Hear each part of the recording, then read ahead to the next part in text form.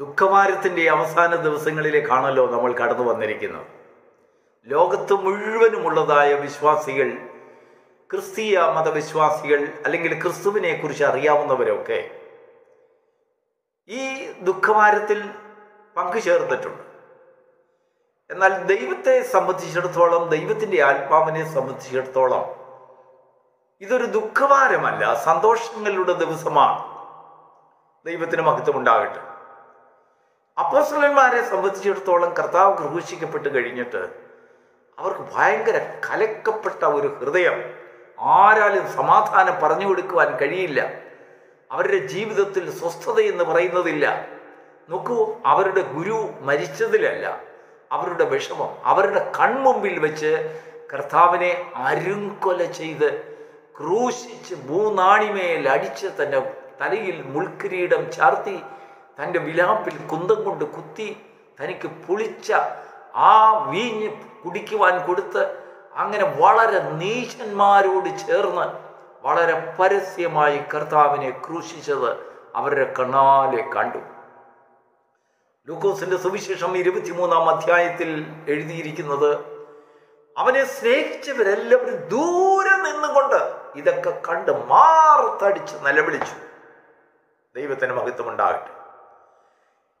എന്നെ വളരെയധികം ചിന്തിപ്പിച്ചതായ ഒരു വിഷയം, പലരും അദ്ദേഹത്തെ, ആ യേശുവിൻ്റെ മരണത്തെ, തൻ്റെ അവസാന ഘട്ടത്തെ യഹൂദന്മാർ, പരീശന്മാർ, പള്ളിപ്രമാണികൾ ചേർന്നുകൊണ്ട് യേശുവിന് വേണ്ടി സമ്മാനിച്ചതായ ഈ ക്രൂര കൊലപാതകം കണ്ട് ദുഃഖിച്ചു നിൽക്കുകയും ഒരു മനുഷ്യന് ഒരു വെളിപ്പാടുണ്ടായി.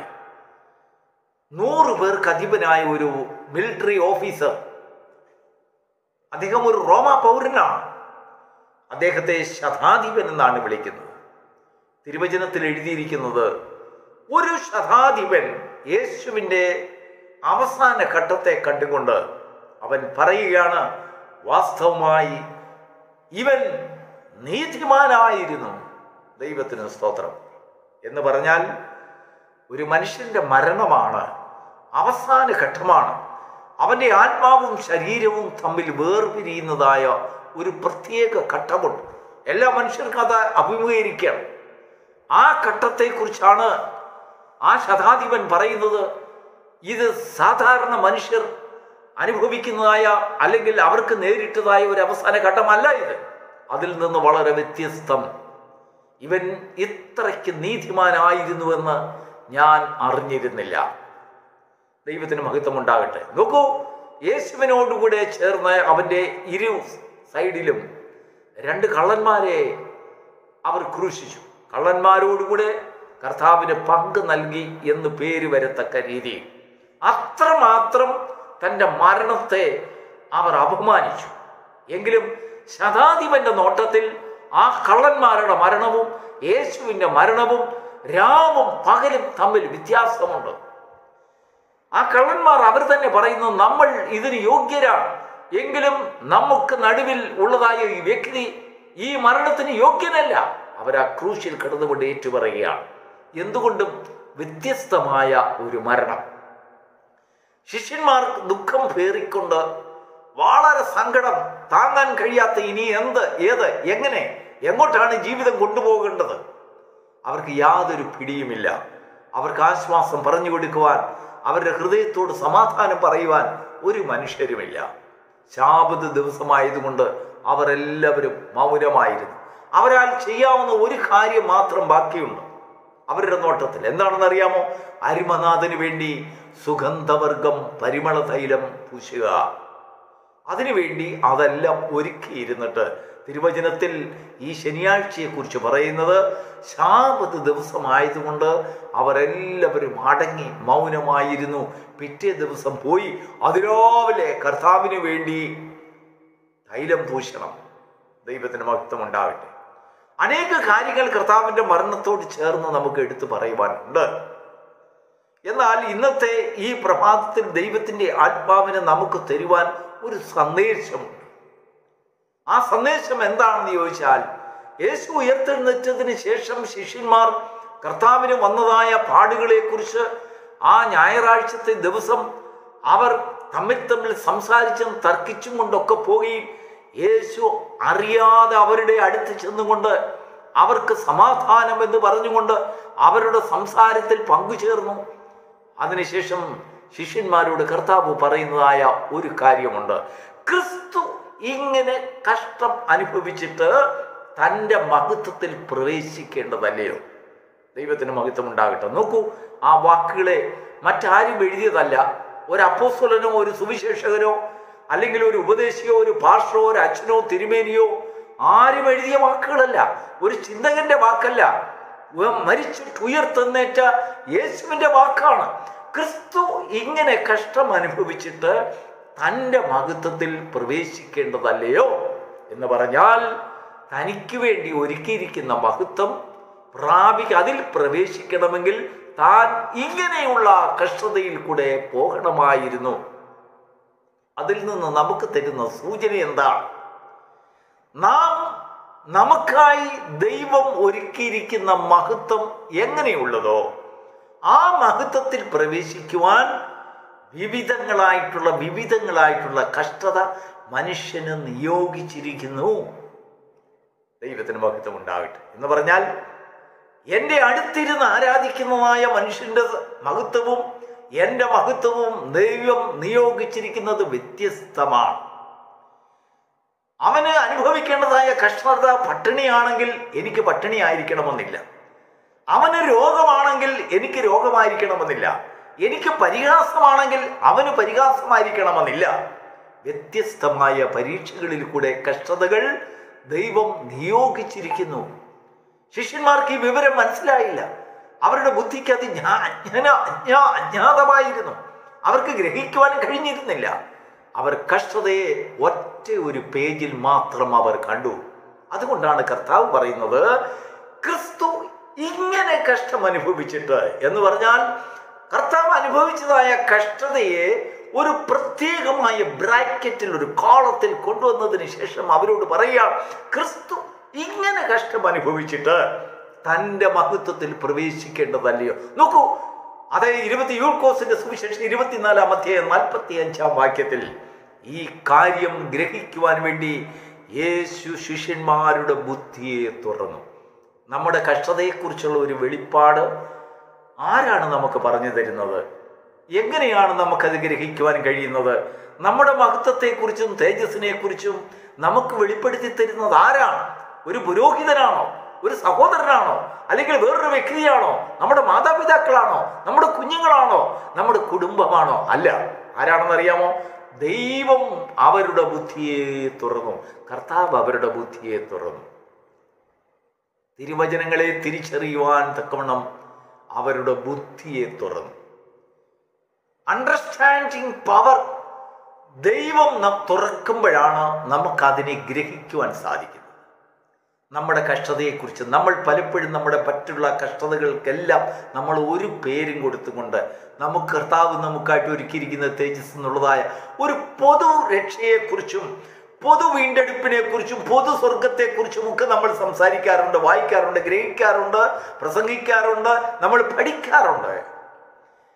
എന്നാൽ അപ്പോസ്തലനായ യൂദ ലേഖനം എഴുതുമ്പോൾ തൻ്റെ ലേഖനത്തിൻ്റെ ആദ്യ വാക്യങ്ങളിൽ തന്നെ താൻ പറയുകയാണ്, പൊതുവിലുള്ള ദൈവരാജ്യത്തെക്കുറിച്ച്, സ്വർഗരാജ്യത്തെക്കുറിച്ച്, രക്ഷയെക്കുറിച്ച്, വീണ്ടെടുപ്പിനെക്കുറിച്ച്, ഒരു ഉയർത്തെഴുന്നേൽപ്പിനെക്കുറിച്ച് നിങ്ങളോട് സംസാരിക്കുവാൻ അല്ലെങ്കിൽ എഴുതുവാൻ ഞാൻ പ്രയത്നിക്കയിൽ.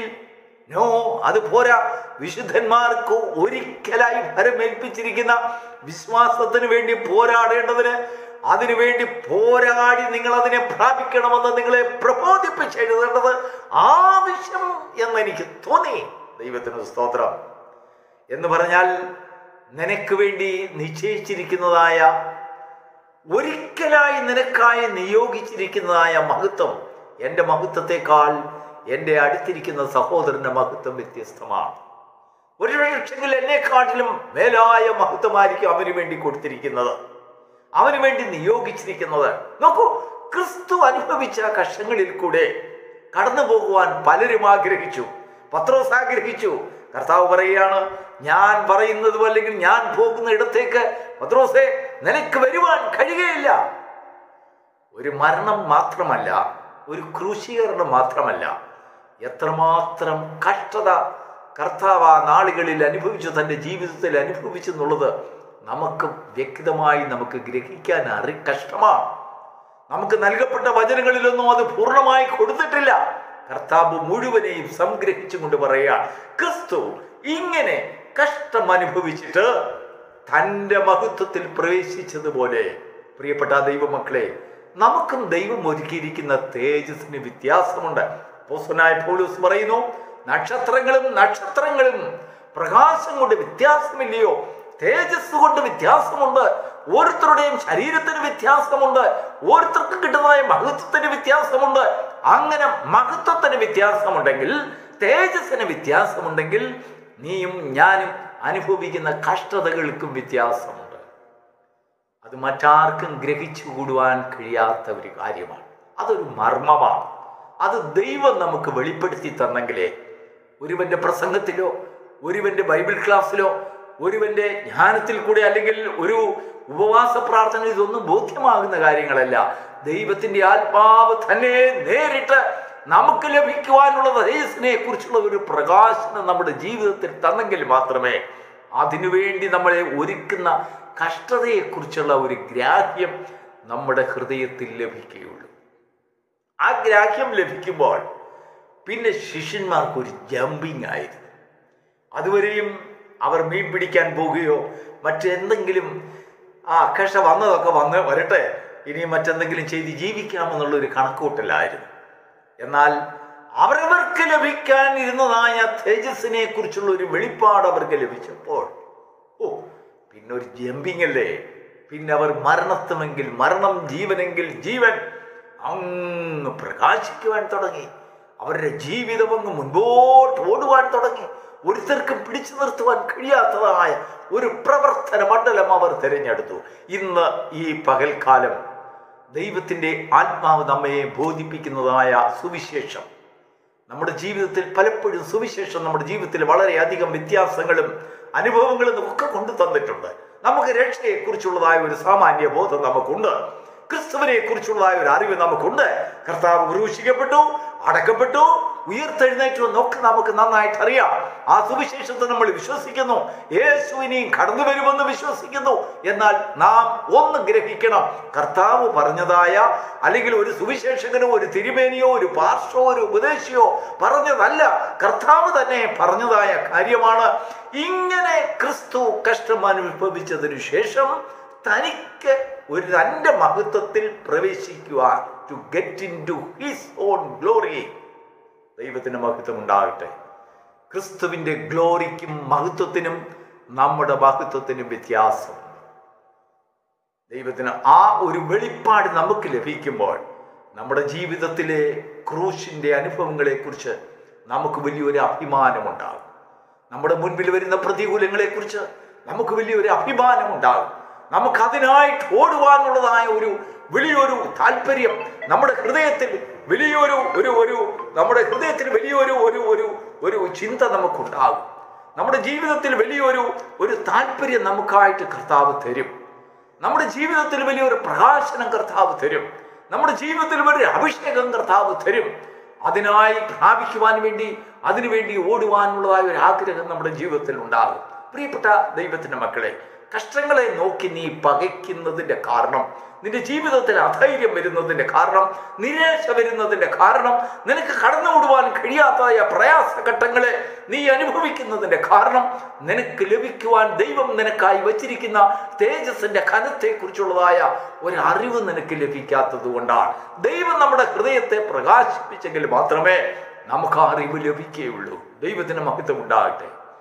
ഇന്നത്തെ വചനം നമ്മുടെ ഹൃദയത്തിൽ പരിശുദ്ധാത്മാവ് നമുക്ക് അനുഭവിക്കുവാനിരിക്കുന്ന കഷ്ടങ്ങളെക്കുറിച്ചുള്ളതായ ഒരു വെളിപ്പാട് തിരുവചനത്തിൻ പ്രകാരം അത് ഗ്രഹിക്കുവാൻ തക്കവണ്ണം നമ്മുടെ ബുദ്ധിയെ തുറക്കേണ്ടതിനായിട്ടാണ്. നമുക്കായി വെച്ചിരിക്കുന്ന തേജസ്സിനെ കുറിച്ചുള്ള അതിൻ്റെ കരുത്തെക്കുറിച്ച്, അതിൻ്റെ ഗൗരവത്തെക്കുറിച്ചുള്ളതായ ഒരു വെളിപ്പാട് ദൈവം നമ്മുടെ ഹൃദയങ്ങളിൽ പകരേണ്ടതിനായിട്ടാണ്. അതിനുവേണ്ടിയുള്ള ഒരാഗ്രഹം, ഒരു ചിന്ത, അതിനുവേണ്ടിയുള്ള ഒരു പ്രാർത്ഥന, അതിനുവേണ്ടിയുള്ളതായ ഒരു കാത്തിരിപ്പ് നിന്റെ ജീവിതത്തിൽ ഉണ്ടാകുമെങ്കിൽ ലോകത്തിൽ നിനക്ക് നേരിടുവാനുള്ളതായ കഷ്ടങ്ങളെ, നീ അനുഭവിക്കേണ്ടുന്ന കഷ്ടതകൾക്ക് മുൻപിൽ പതറാതെ ദൈവത്തിന്റെ സ്നേഹത്തിൽ ഓടുവാൻ അവസാനത്തോളം നിന്റെ അവസാനത്തെ കണ്ട ശതാധിപനെ പോലെ ചില വ്യക്തികൾ അവർ പറയും, ഇവൻ വാസ്തവമായി ഒരു നീതിമാനായിരുന്നു. Praise the Lord. God bless you.